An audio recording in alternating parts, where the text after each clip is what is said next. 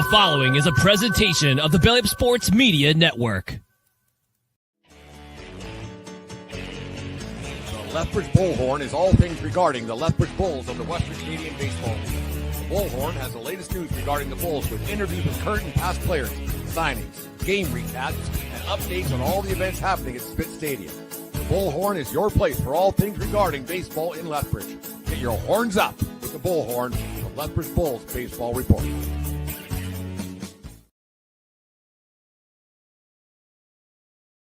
All right, the Lethbridge Bullhorn, the Bullhorn Lethbridge Bulls Baseball Report. A little out of practice on that for 2025. Up and at 'em, first show of this New Year's, 143 days from the time of this recording to the Westco home opener. So very busy place around Spitz Stadium. Players signing left and right. So that's got going on. Team is basically set for the 2025 WCBL season. The event calendar is already good to go, been approved by the higher up, so that's all getting put into action now. It's a lot of fun stuff going to be going on behind the scenes. The fun stuff of baseball is going on right now, getting the events planned, the different things, different candidate doubleheader. We have the candidate doubleheader game as always, but then a family fest game for the first game of the day, but we'll get to all that stuff a little bit later on. The tagline for this season, the Lethbridge Bulls 2025, it's going to be unbelievable. Get it? Unbelievable. You'll get it. You'll like it. You're going to have a great time with it. Fans are all believers. It's going to be a fantastic season at Spitz Stadium. All the stuff that you're used to with a little twist and some new stuff as well. So should be a great time over there at Spitz Stadium. We'll get into all that stuff a little bit later on in today's show. But earlier on today, I had the pleasure of talking with Noah McNeil, second-year catcher for the Lethbridge Bulls. Also plays for the Prairie Baseball Academy here in Lethbridge. So it's good to catch up with Noah away from the park and kind of relax a little bit and get him out of his element a little bit. Great guy. Had a good conversation with him earlier on today. So it was good to have his outlook on the the goings on from his first 3 year away from home. He's from Ottawa. His first year in college baseball and his first year at WCBL. So had a great conversation with Noah.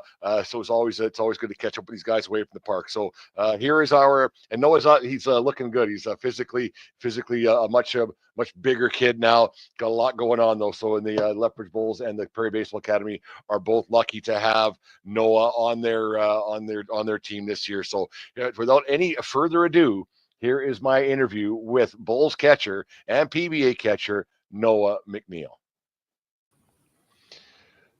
Joining us today on the Bullhorn, the Lethbridge Bulls Baseball Report is from Ottawa, Ontario, currently playing for the Prairie Baseball Academy here in Lethbridge, Alberta.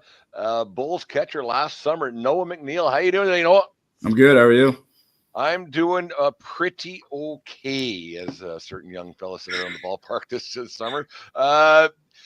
You got to let me in how this whole baseball thing, this recruiting, and how does a guy from Ottawa, Ontario, at the age of whatever you're 17, 18 years old, how do you end up at the PBA in Lethbridge, Alberta, of all places? So, well, we obviously all know like Ottawa, Ontario. And so playing back home, I played for Watson Elite baseball. And so one of our coaches was Greg Hamilton, and, talking to him for like future schools and whatnot. So he recommended PBA. And so I talked to the parents, we kind of looked through it. And in March break of 2023, I came to do a visit just to see what's up and what Greg was talking about. And as soon as I got here, I got treated with like open arms and stuff like that. And it just I was like, yep, this is a place to come. And here I am in my second year at PBA. So, and then we did the drive during the summer of 2023 to, the whole family drive across Canada. But yeah, so this is how I ended up here. Like you go from high school out in Ontario and everything else, and you come to I'm assuming it's the first time you've been away from home. What was the biggest adjustment, not non-baseball wise, for you your first time away from home in the big city of Lethbridge? Definitely the home meals. That was kind of the biggest adjustment, going from mom cooking the best meals to then me cooking basic craft dinner and simple stuff like that. So that was kind of the biggest adjustment. But other than that, it was kind of smooth going from there. I guess they keep you busy enough with baseball and PBA and school and everything else. You don't really have a big chance to I don't think you're going to be homesick no matter what. That's just a part of human nature. But you all of a sudden you have a bunch of teammates, or all of a sudden you're close friends, and there's always something to do. So that's got to be a really easy transition for a guy like yourself. Yeah, for sure. And it's like, you go to the field daily and you see your group of guys, so they kind of keep you busy too. And out of the field too, they always keep you busy. So once you got onto the field and you started playing against guys, because you're probably like, when you were, not that you're not an elite guy now, but when you're playing the U17 or U16 or whatever baseball, you're probably heads and shoulders above the rest. But your first adjustment in your first year, once you started seeing some guys who could sling it a little bit and throw a little bit, what was the biggest adjustment on the field for you, going from playing midget baseball or whatever it was to playing college baseball?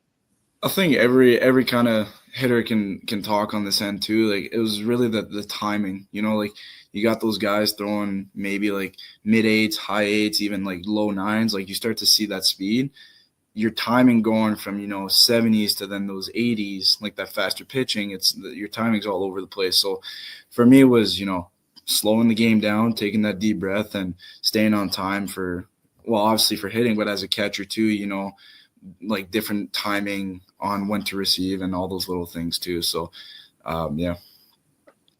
Like your PBA season, the team struggled a little bit, had some pitching problems. Guys got injured last year. Guys get injured all the time. What are some, and it just didn't turn out like you probably hoped last season.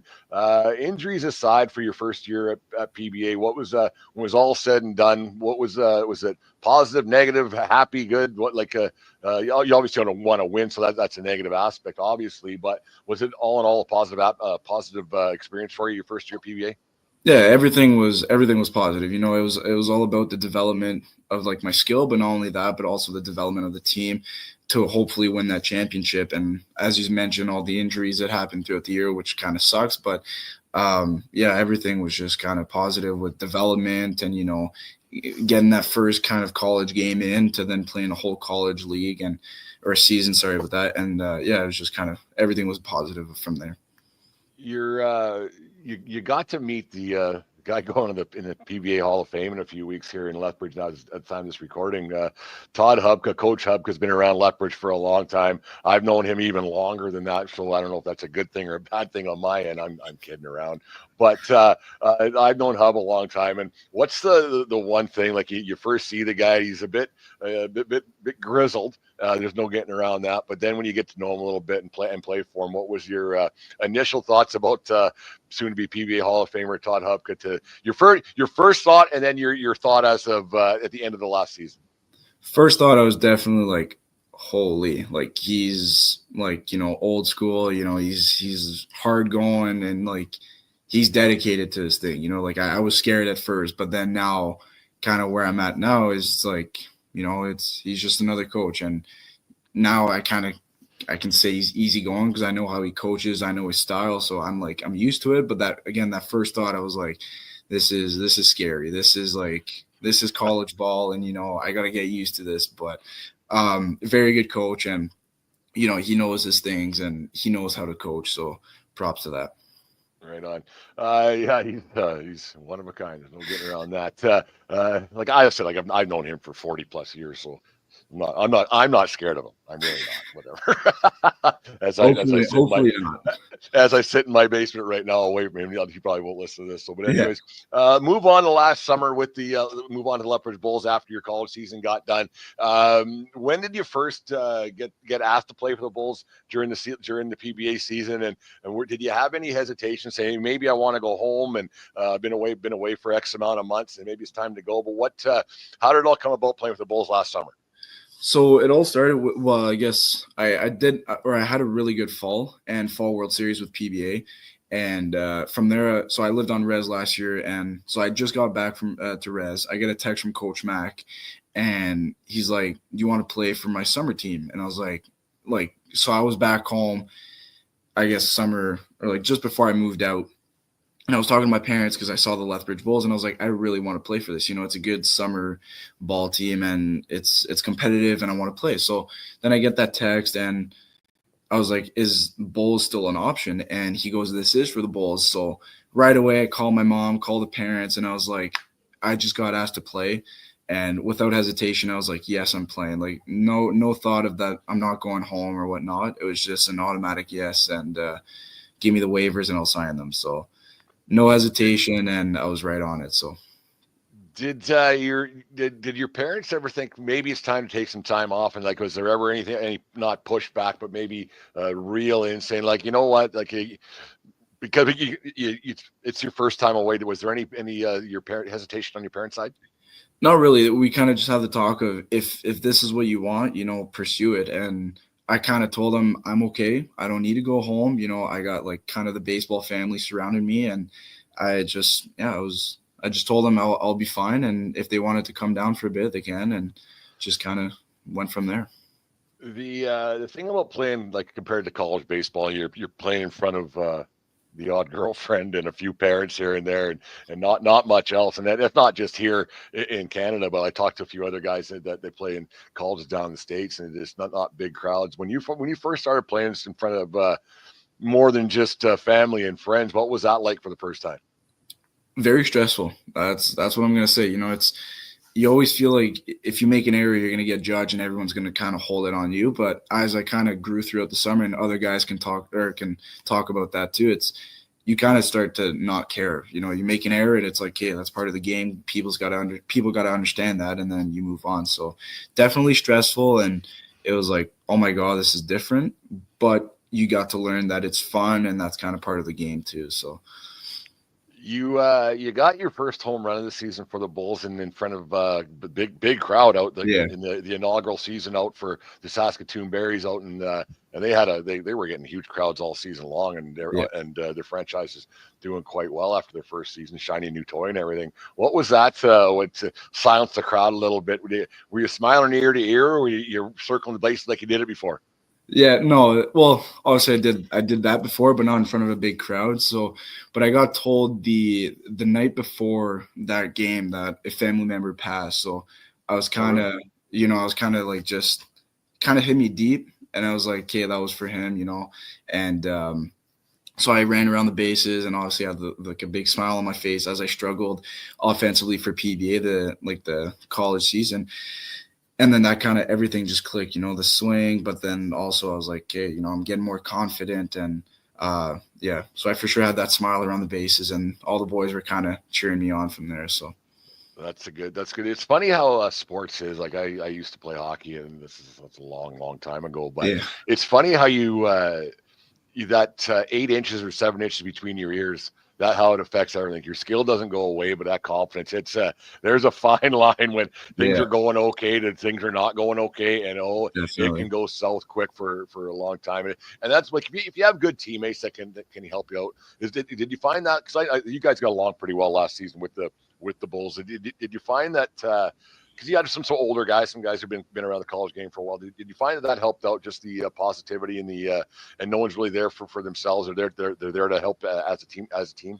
Yeah, definitely. And I think that all started we had our Saskatchewan trip at the start of the year, and those like that 12-day bus ride, or not 12-day, but like that 12 anyways.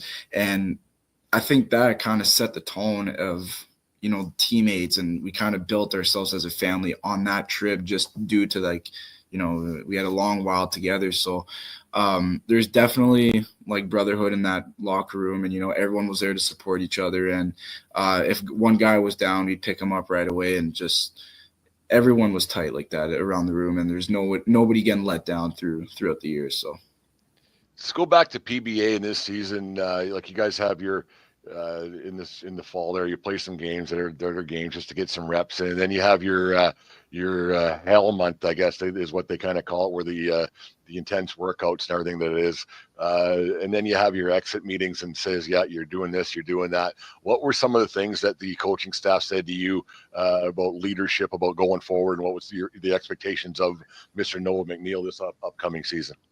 They were just like, be the player you are. Todd, from the last 2 years, he's like, sometimes you try to do too much and you try to be the player that you aren't. So the biggest outcome out of that meeting was just be the player you are. You came here to be a guy that we need, So don't try to overdo that to be the guy that we don't want you to be, you know? So Todd and Coach Mack have really kind of worked with me to become that player. And now that I figured out who I am, after that one-on-one meeting that I had, it was just, you know, be you. You play with the Bulls, you know, like just don't be a hothead and be the player you are. And so being a little hot-headed isn't the worst thing sometimes. little emotion never hurts, does it there, Noah? no, never. What are some goals? Like I asked a few guys today. I've done some different recordings with some guys, and college baseball's tough. And baseball's such an individualistic sport based on like it's a team sport based on individualistic trends and everything else that you got going on. What are some goals that you have for yourself first, and then goals for maybe the team as a whole for the Prairie Baseball Academy this upcoming season? Because you guys get going in about a month, where like you guys are going, got some. You can't really go. You could go outside. You'd be in complete. Yeah, we go down. We go down to Vegas in February, so that'll be fun. So what's some goals that you have first, and goals for the what the team goals might be this year? So the biggest like kind of personal goal that I had for this year was honestly last year I struggled. As I mentioned earlier, I struggled a lot offensively. You know, I didn't have the best year, and I was kind of there's that big mental struggle, and you know all those little things that players go through. But for me, this year was kind of just offensively, you know, like be the hitter that I am and that I grew up to be, but also just kind of staying consistent throughout the year and not have like that one weekend where you're like 8 for 8 in like 2 games and then go 0 for 8 in the next 2, you know, just try to stay consistent throughout the year. So that's kind of my big personal goal, and connect with the team as much as I can throughout the year.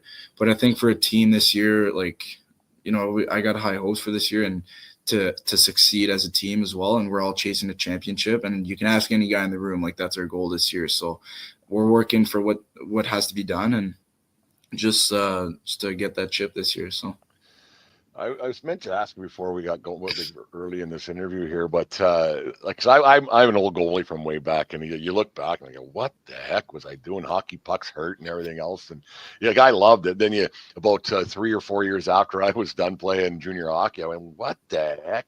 Well, that's the dumbest thing anybody could ever do.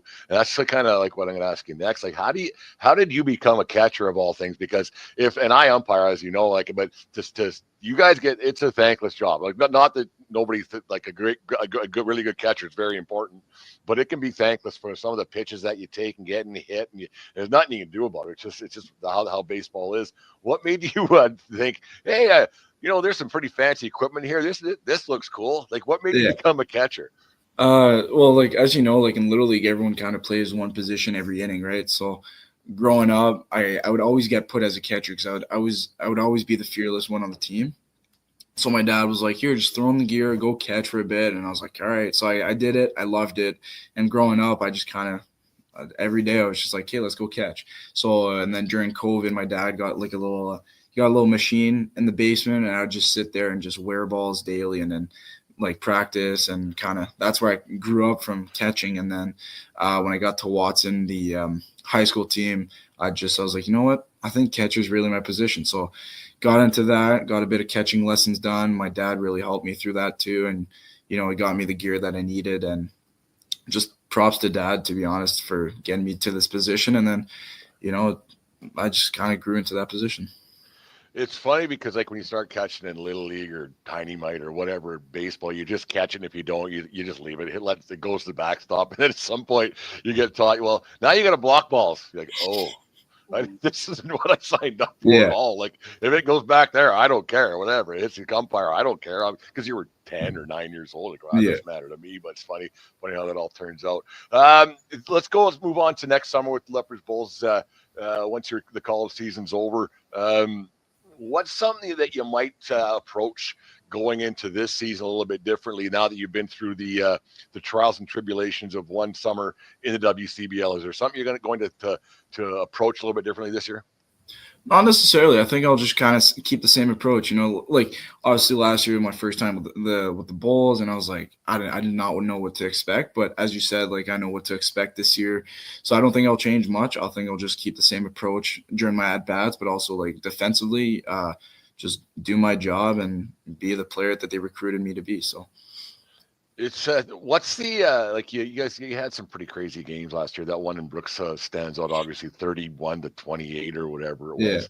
And then you had the home run in Saskatoon, like you said. You had a family member passed away, so that in the home run in front of a big crowd. Is there another one, not just like those two, but is there another moment from last season with the Bulls? You go, this is what I signed up for. This is pretty great. There's definitely that Okotoks game 3. We're in Okotoks and tie game until the 13th inning. So I did not start that game, but then I think it was the 7th or 8th inning. Coach Matt comes up to me. I was like, "Oh God, I'm like, what's happening?" And he goes, "Throw on the gear. You're going in." I was like, "Oh God."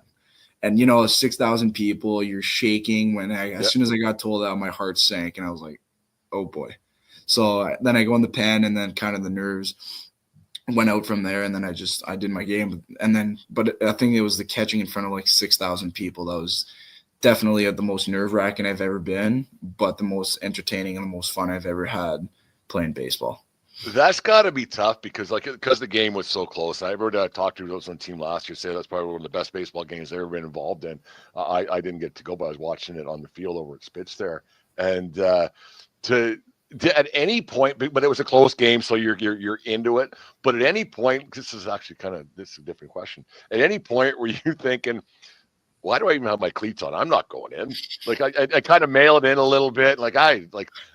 Whatever. I'm just here watching. Like at any point, did you at any point you think I'm not going in? Then did you say, geez, I hope I'm not going in? And then when you got told you're going in, there must have been like just a range of emotions right through there. So there's definitely as soon as I saw the lineup posted up in the we're in the locker room and I saw the lineup post up and I was like, why am I dressing up? I know who's gonna catch and but again, I kind of told myself you never know what's gonna happen, right?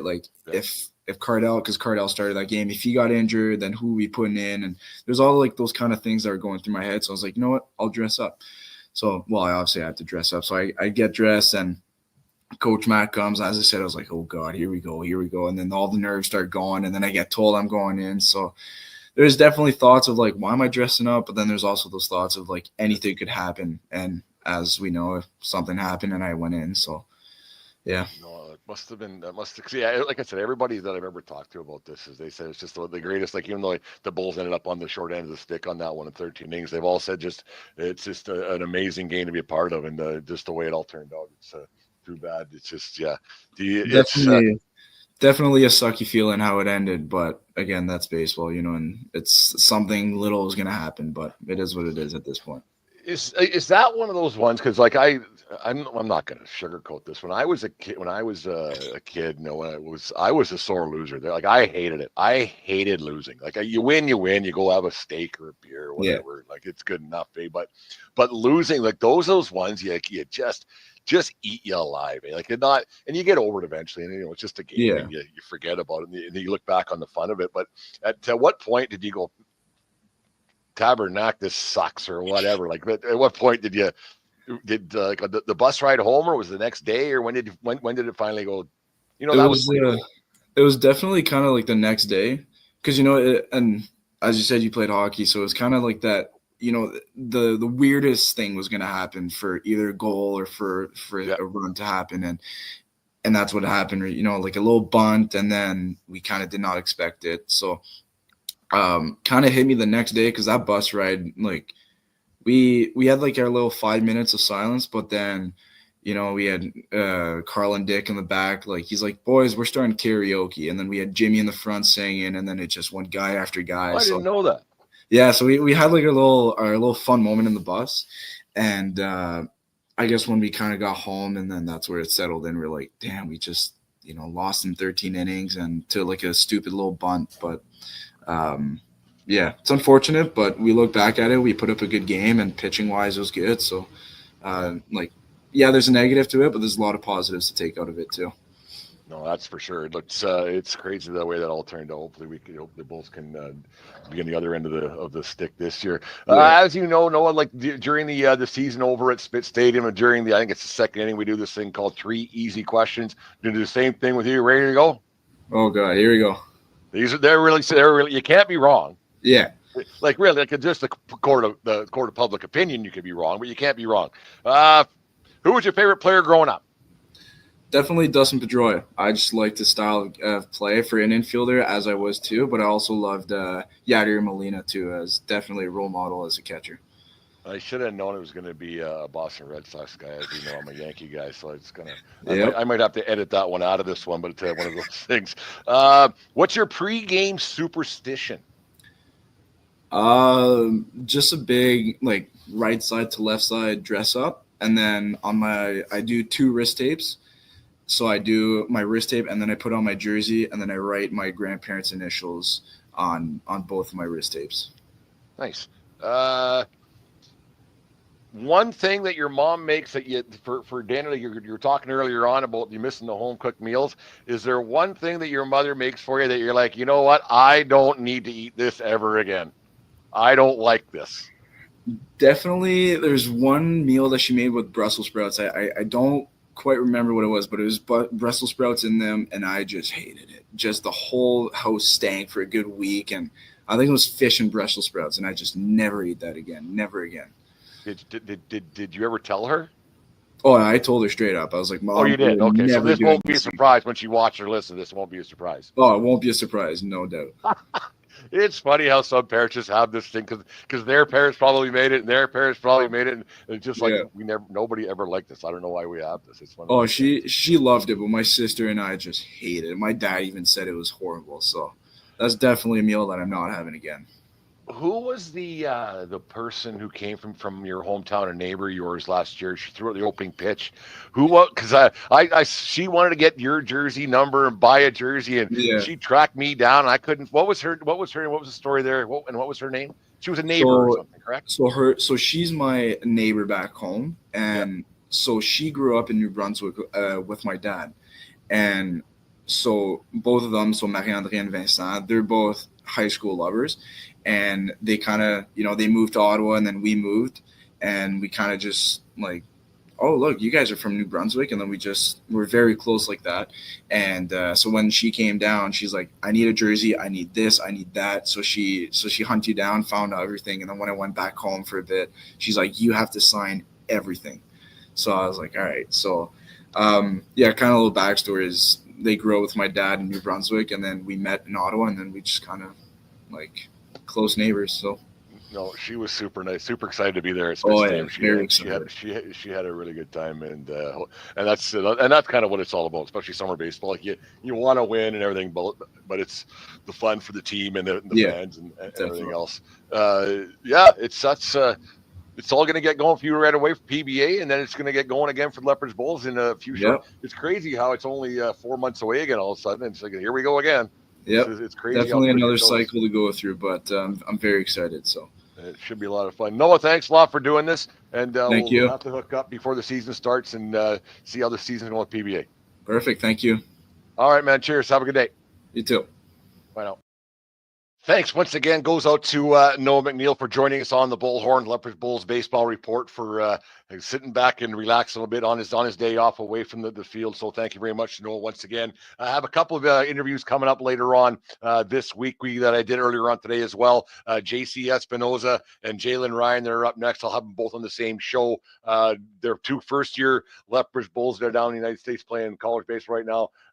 Interesting to talk to kids who've never been to Canada before, what their expectations are, what they hope to see around Canada and the WCBL, and especially here in Lethbridge with Lethbridge Bulls. Also have the 4 coaches coming up to tomorrow night. We're going to record that, so when I get that one up, it'll be up there for your viewing pleasure on YouTube. Make sure you subscribe to the YouTube channel as well, and then our social media accounts, Twitter and Facebook or X or whatever they're called, and Instagram Live and everything else. But Ryan McDonald, Josh Bergman, going to have the man, the myth, the legend himself, Mr. Miles Fletcher, and although I don't really want to, but got to have him around, Mr. Carlin Dix. We'll have him around to talk some the expectation from the coaching staff for the Lethbridge Bulls this upcoming season. So always have a nice little round table conversation with the 4 coaches and their hopes and dreams for the 2025 WCBL season for the Lethbridge Bulls. Also, one of the things I wanted to get to, we got a new hat coming out. Make sure you guys get on to I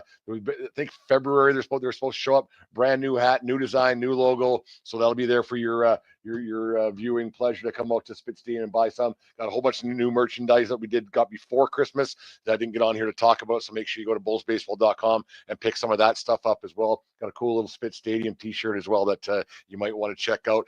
One thing we're kind of really excited about as well, for those of you watching on YouTube right now, the Minotaur Club used to be called the Calf Club, but Minotaur, if you get it, if you're watching up on YouTube. If not, make sure you do. It's our kids club membership. Kids under the age of 8, I think it is. I should have the details all squared away by the time you guys listen to this.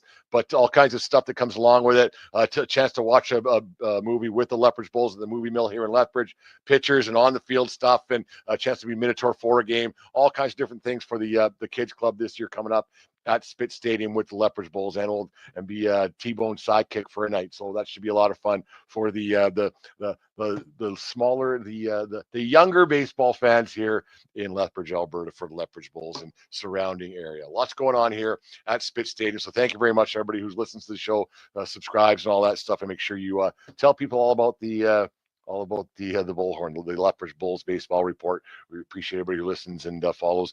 Season tickets are on sale as always. Flex packs and group packages should be available very soon as well. So make sure you get out there and secure your tickets for Canada Day. My advice to you: get your tickets for Canada Day so you're not flailing away. And later on this week, I think we also got Les McTavish, going to have him on to talk about Todd Hubka. As me and Noah McNeil were just talking about Hubka going to the Hall of Fame, so the PBA Hall of Fame. So that should be a lot of laughs talking about Hubka and his first year with the Lethbridge Bulls and how that all came to be all those many moons ago. So that's it. Another edition of the Bullhorn, the Lethbridge Bulls baseball report. Thank you very much for listening, and horns up, everybody. And we will talk to you guys all again very soon.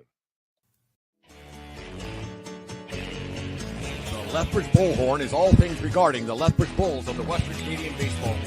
The Bullhorn has the latest news regarding the Bulls with interviews with current and past players, signings, game recaps, and updates on all the events happening at Spit Stadium. The Bullhorn is your place for all things regarding baseball in Lethbridge. Get your horns up with the Bullhorn, the Lethbridge Bulls baseball report.